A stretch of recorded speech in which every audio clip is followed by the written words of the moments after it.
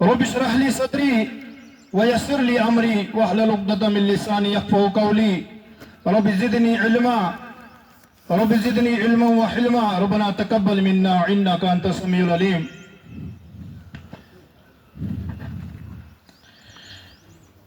یہ فیضان نظر تھا یا کہ مکتب کی کرامت تھی، سکھائے کس نے اسماعیل کو آداب فرزندی.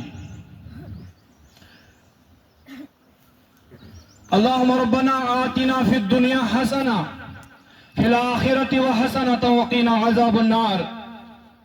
ربنا ظلمنا انفسنا وإن لم تغفر لنا وترحمنا لنكونن من الخاسرین. وقال النبي صلى الله تعالى عليه الصلاة والسلام إن كل قوم عيدا وهذا عيدنا. الله أكبر الله أكبر لا إله إلا الله والله أكبر الله أكبر ولله الحمد.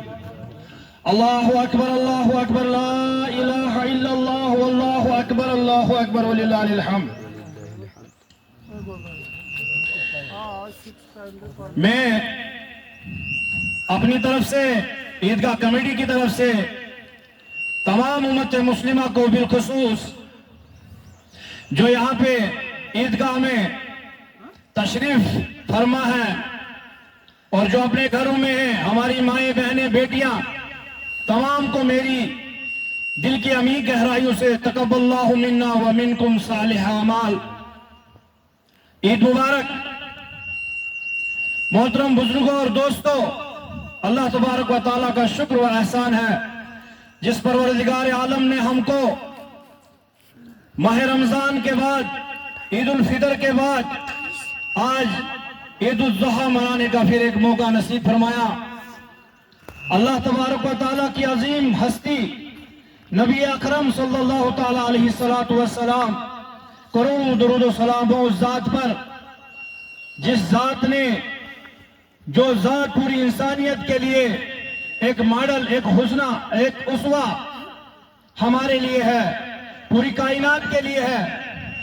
اگر کائنات کے اندر نبی محترم صلی اللہ تعالیٰ علیہ وسلم کا وجود نہ آیا ہوتا، وہ اس کی وراثت نہیں ہوتی، تو ہم اندھے بہرے گونگے تھے، ہم ان پڑھ تھے، ہم امی تھے،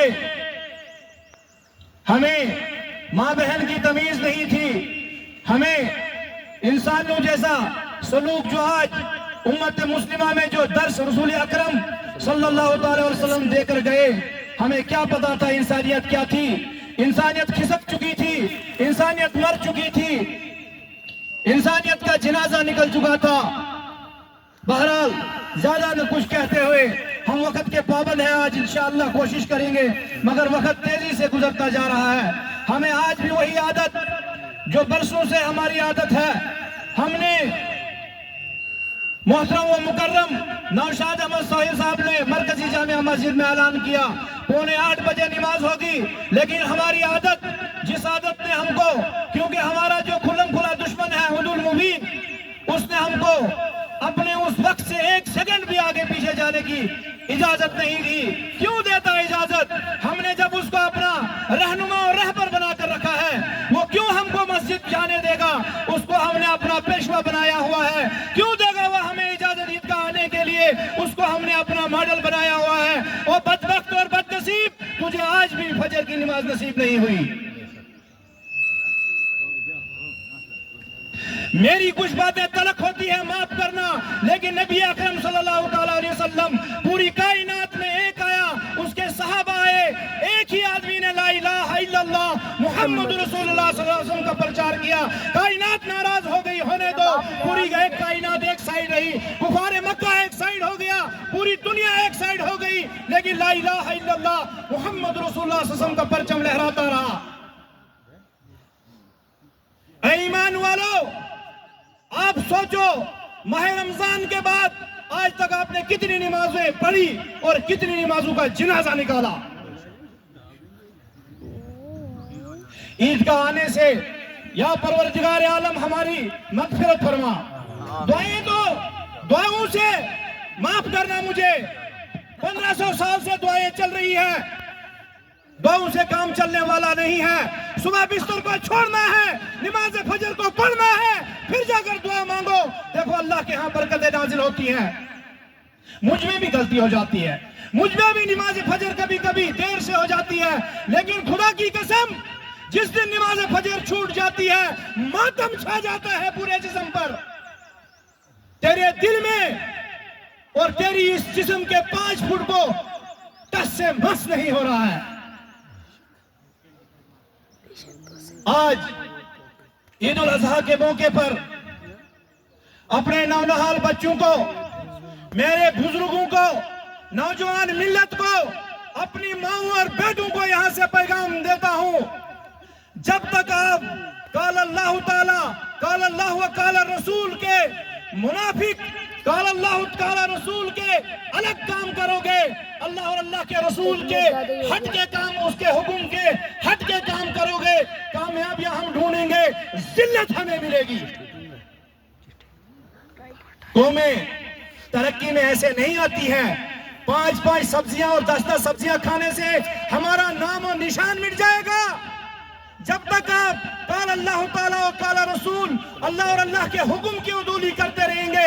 آپ کتنے اچھے کپڑے لگاؤ, کتنی اچھی ڈشیں بناؤ, آپ کی مسجد رو رہی ہے, آپ کا مدرسہ رو رہا ہے, آپ کس چیز کے لیے؟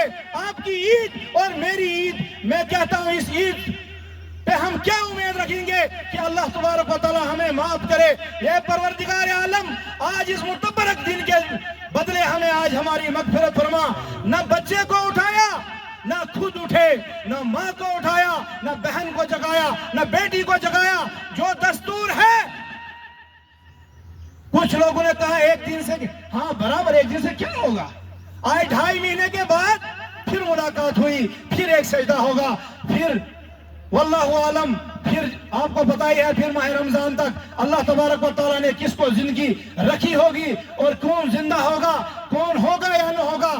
اگلی عید میں کتنے تھے, آج کی عید میں کتنے ہیں, واللہ عالم. 2 باتیں آج ہم نے عہد کرنا ہے.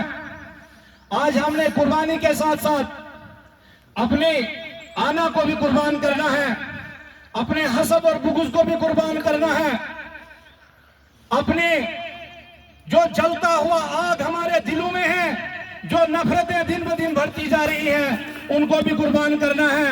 واللہ عالم, جب تک ہمارا دل صاف نہیں ہوگا, ہزاروں اونٹ قربان کر دو, ہزاروں بکرے قربان کر دو, عیدگاہ میں آتے رہو, قربانیاں کرتے رہو, جب تک ہمارے دل صاف نہیں ہوں گے, واللہ عالم اللہ ہی جانتا ہے. قربانیاں کرتے جاؤ. میں نہیں کہوں گا کہ بے نمازی کی قربانی آئے گی یا نہیں آئے گی, لیکن اللہ ہی حافظ ہے. جب تک ہم 5 وقت کی نمازی نہیں بنیں گے, تب تک ہماری قربانی کا اللہ ہی جانتا ہے کیا ہوگا. بہرحال فی الحال تو ہم نے اس چیز سے اب آہستہ آہستہ منہ ہی موڑنا شروع کر دیا. حالات ہمارے اوپر ایسے ہی بنے ہوئے ہیں, دن بہ دن ہمارے اوپر خراب حالات آ رہے ہیں. کیوں آ رہے ہیں, اس کے ذمہ دار بھی ہم ہی ہیں. میں تمام امت مسلمہ کو اور بالخصوص جو ہماری یہاں تحصیل اور ارد گرد کے جو لوگ ہیں ان سے بھی اور اپنے آپ سے بھی شکوہ کرتا ہوں کہ اے پروردگار عالم, ہم بہت ہی کمزور ہیں, بے بس ہیں, بے سہارا ہیں. ہمیں اپنی اس رحمت سے نواز دے, اپنی کرم سے, اپنے فضل سے نواز دے. حضرت اسماعیل اور ابراہیم کا قصہ جو ہے بہت بڑا لمبا قصہ ہے. اگر اس کو بیان کرنے کے لیے یہاں 1 گھنٹہ 2 گھنٹے 3 گھنٹے بھی ہوں گے تو مجھ جیسے ان پڑھ اور مجھ جیسا جو امی, میرا جیسا جو طالب علم ہے, اس کو بھی کہیں گھنٹے چاہیے. بہت طویل سفر ہے, آزمائشوں کا سفر تھا, آگ کا سفر تھا, پھر اولاد کا سفر تھا. بہت بڑا یہ ایک فلسفہ ہے. اس کو اگر بیان کرنے میں لگیں گے تو یہاں پہ بہت زیادہ ٹائم لگے گا. اس لیے گفتگو جو اسماعیل اور ابراہیم کی ہوئی اس کا تذکرہ کسی کو پتا نہیں, صرف ہمیں قربانی یاد ہے.